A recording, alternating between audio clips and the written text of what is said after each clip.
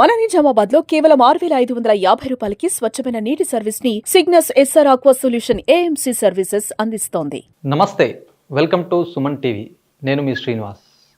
ప్రస్తుతం దేశవ్యాప్తంగా కూడా అంతర్జాతీయ అంతరిక్ష పరిశోధన సంస్థలో గత కొన్ని రోజుల క్రితం, అంటే దాదాపుగా 9 నెలల క్రితం కూడా సునీతా విలియమ్స్తో పాటు మరొకరు కూడా అక్కడ యాత్రకు వెళ్ళి అక్కడ సాంకేతిక కారణాల చేత కూడా అక్కడే ఉండిపోయినటువంటి పరిస్థితి. చాలా మట్టుకు కూడా ప్రయత్నాలు చేశారు భూమి మీదకి తీసుకురావడానికి, కానీ అది కుదరని పరిస్థితిగా మారిపోయింది. చిట్ట చివరకు కూడా ఈరోజు భూమిపైకి సునీతా విలియమ్స్తో పాటు ఆమె సహచరుడు కూడా మొత్తానికి భూమి మీదకి చేరుకున్నారు. ప్రత్యేక డ్రాగన్ వ్యోమనౌక సహాయంతో కూడా మొత్తానికి భూమి మీద చేరుకున్నారు. చాలామంది కూడా భారతదేశ ప్రజలతో పాటు ప్రపంచవ్యాప్తంగా కూడా ఆసక్తిగా చూశారు, ఎప్పుడెప్పుడు వస్తారా అని చెప్పేసి ఆసక్తి కనబరిచినటువంటి పరిస్థితి. ముఖ్యంగా సునీతా విలియమ్స్ భారత సంతతికి చెందిన మహిళ కాబట్టి అక్కడ గుజరాత్లోని చాలా మట్టుకు ఆమె బంధువులు కావచ్చు, చాలామంది కూడా ఆమె కోసం ప్రత్యేక పూజలు చేశారు, ఎప్పుడెప్పుడు వస్తారా అని చెప్పేసి ఎదురు చూసినటువంటి క్షణం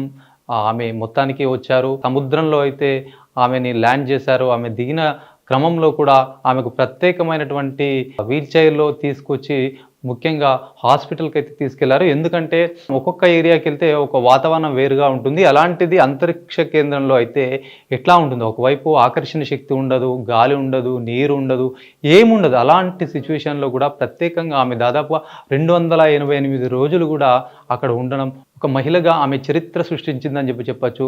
మొత్తానికి ఆమె ఈ భూమికి రావడం చాలా మొత్తం ప్రపంచవ్యాప్తంగా కూడా చాలా సంతోషం వ్యక్తం చేస్తున్నటువంటి పరిస్థితి. ముఖ్యంగా అక్కడ ఉన్నటువంటి వాతావరణ పరిస్థితులు కావచ్చు, భూమికి ఆకర్షణ శక్తి లేకపోవడంతో కూడా చాలా మట్టుకు కూడా వాళ్ళు గాలిలో తేలే అటువంటి సిచ్యువేషన్స్ ఉంటుంది. మరి భూమికి రావాలంటే ఆ పరిస్థితులు వేరు, ఇక్కడ భూమి మీద ఉన్నటువంటి ఆకర్షణ శక్తి, ఇక్కడ పరిస్థితులు వేరుగా ఉంటాయి. కాబట్టి ఆమెకు మొదటగా అయితే వైద్య పరీక్షలు చేశారు. వైద్య పరీక్షల అనంతరం కూడా దాదాపు 2-3 వారాలు పట్టొచ్చు, ఇంకా ఎక్కువ కూడా పట్టొచ్చు అని చెప్పి ఒకవైపు చెప్తున్నారు. ఎందుకంటే వాతావరణం వేరుగా ఉంటుంది కాబట్టి అక్కడ పరిస్థితుల కారణంగా కూడా ముందస్తుగా అయితే సముద్రంలో వాళ్ళు దిగారు. అక్కడ నుంచి కూడా ఆసుపత్రికి తీసుకెళ్ళి అనేక రకమైనటువంటి ఆరోగ్య పరీక్షల అనంతరం కూడా మళ్ళీ ఆమె బయటకు వచ్చేటువంటి పరిస్థితి ఉంటుంది. ఏదేమైనప్పటికీ కూడా సునీతా విలియమ్స్ రావాలని చెప్పి చాలామంది ఆకాంక్షించారు. తొందరగా వస్తే బాగుంటుందని చెప్పేసి చాలామంది కోరుకున్నటువంటి తరంలో అక్కడ ఉన్నటువంటి అంతర్జాతీయ అంతరిక్ష కేంద్రం నుంచి కూడా ఆమె రావడం మొత్తానికి సంతోషంగా కలిగించే